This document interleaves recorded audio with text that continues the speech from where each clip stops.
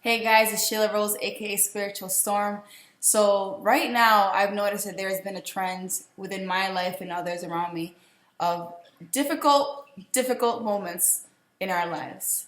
And I feel like it's not a coincidence that there is this pattern that exists within my life and others, but it's pointing to a change of times. I do feel like there is a shift or something different on the horizon. Something different is happening, and because of that difference, we have to let go of those current ties that no longer work for us. Those current ties that aren't going to work out for a better difference, if that makes any sense. So, with any type of change in general, it's very, very hard for us to deal with it because the number one, and I'm paraphrasing from my favorite motivational speaker, Tony Robbins. He mentions in one of his talks that the number one,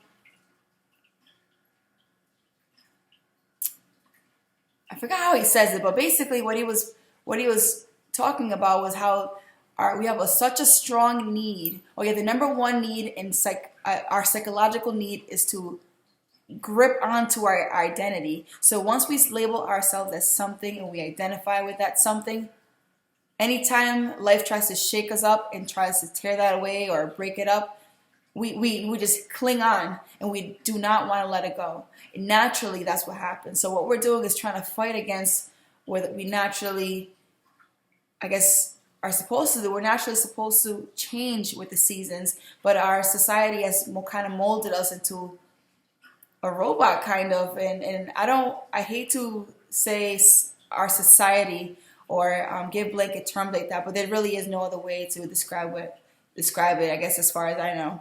And the reason why I don't like saying our society is doing this, because I feel like it kind of puts on blame to some random force out there or some random person, because it doesn't make any sense to me. Because when I keep saying our society is doing this, I'm talking about us. I'm talking about me. I'm talking about everybody in my group.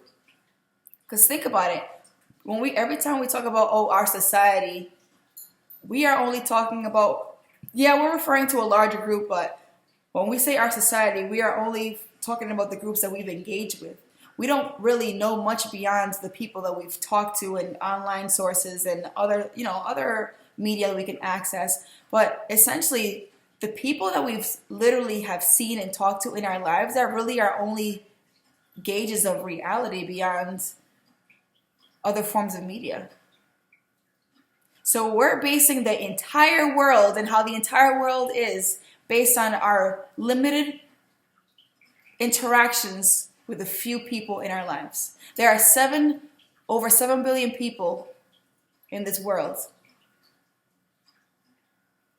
And we've based all of our opinions on the few people that we've met. Yeah, we could have met thousands of people, but I'm pretty sure you haven't met 7 billion people. So we don't know how many good doers there are out there. And that's what really inspires me. I feel like because this is a very critical time for most people who are going through difficult times right now, including myself, it is of utmost importance that us do-gooders, yes, I'm going to call us do-gooders, positive people who are in love with life, people who just want to have a good time. It's time for us right now to sprinkle that dust. It's time for us to sprinkle the dust and make people happy. That's what we've been trying to do. That's what we've always done. But this is a time to really push, because there's so many people who need to be happy. Start with yourself first. That I will point my finger like this. You have to start with yourself first, because you don't want to feed everybody else when you're on an empty stomach too, You still gotta make sure that you're good, so that when you contribute, it's the best contribution you could ever have made into society. But listen, thank you so much for tuning in. I love making these videos. I love to engage with my audience. I love to engage one-on-one. I love people. I love people. I love people. Thank you.